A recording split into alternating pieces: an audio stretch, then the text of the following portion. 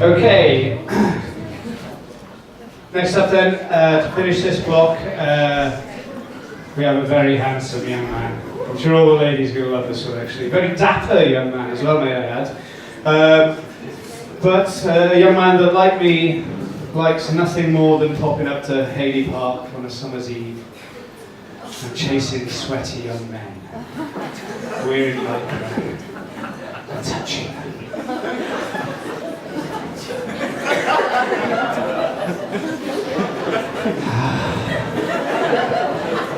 Josh plays touch rugby as well.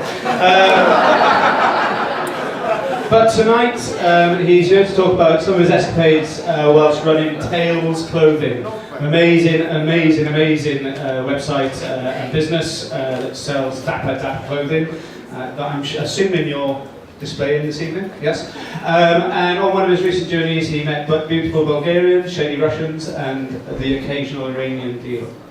Date seller, sorry. Dealer? Freud.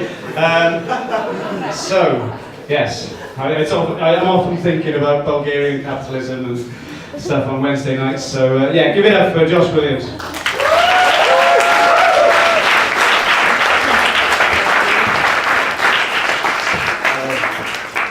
So a man walks into a bar, it's my dog, in Bulgaria. It's not really about that. Right, let's go. So I was recently on a working holiday to Bulgaria. It's a wonderful, complicated country. People, they nod their heads to say no and they shake their heads to say yes.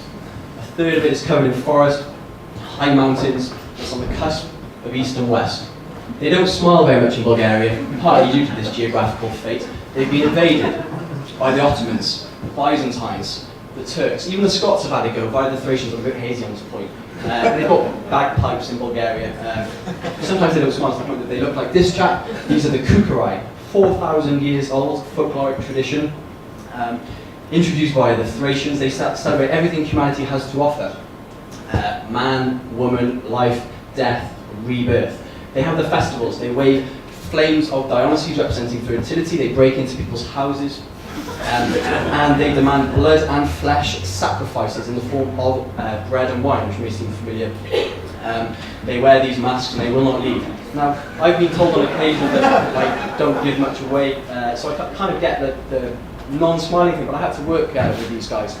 So I tried smiling an awful lot for a couple of days, but it just kind of felt a bit uncomfortable. When you smile at people like this, it's like you're winking at them. It's much too intimate. So I tried emulating them. I did stiff back, sort of frown. I had a frown on my face for a couple of days, and I had sort of manly respect from that. But it didn't really sort of break through. Introduced the Iranian date seller, except like this man, except a woman, more beautiful, Bulgarian, not Iranian. Incredible dates, which I bought. I had to see a man about a dog later that day. Except they didn't particularly want to see me. They were busy watching football, shouting, come back later, didn't want to see me. So I pulled out the dates and I said, would you like a date? They're from Iran. I don't know why. They thought that was hilarious and started waving their fists in the air, going, Iran, Iran. So I ended up with an incredible dog and a new best friend. So,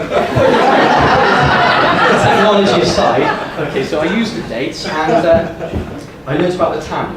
Every industry is owned by one man, by one company. He will be a shady Russian, former KGB, ex-communist, and a little bit corrupt. This is our media. They're worried about Bulgarians coming to this country in their droves to commit crimes. Their media is a bit miffed with our media for judging them as such. My experience of the Bulgarians is a little bit different. This is my friend Pozar, degree from Sofia's top business school.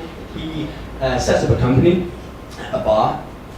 Security guards came in and they drunk the top shelf and they threatened to shut him down if he couldn't pay 2,000 lev every month for protection. He ended up living here in the UK, in Stratford upon Avon. He was picking peas and living in a shipping container for 5 months alongside 500 other Eastern Europeans while he paid off his debts, which he did. Now he's back in Bulgaria.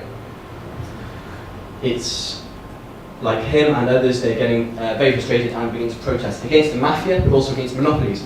At a local level, similar to a national level, you have a restriction on supply, which means services terrible to the point that there's been electricity hikes and you've had 4 self-immolations this year so far.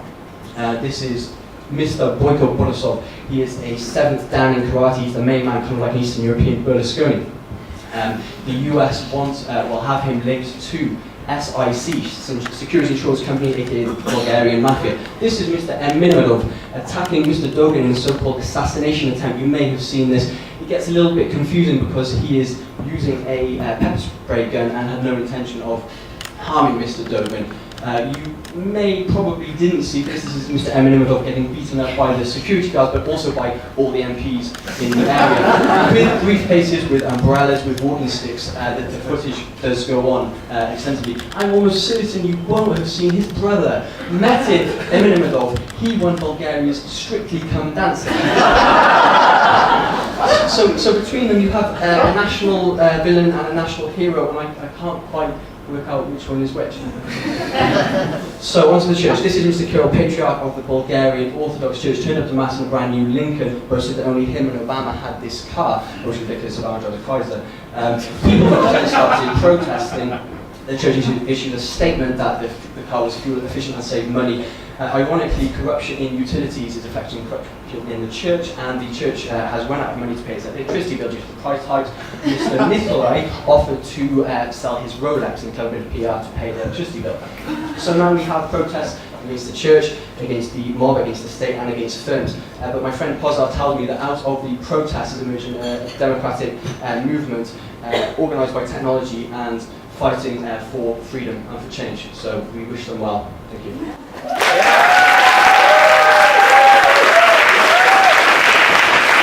Incredible. How good was that?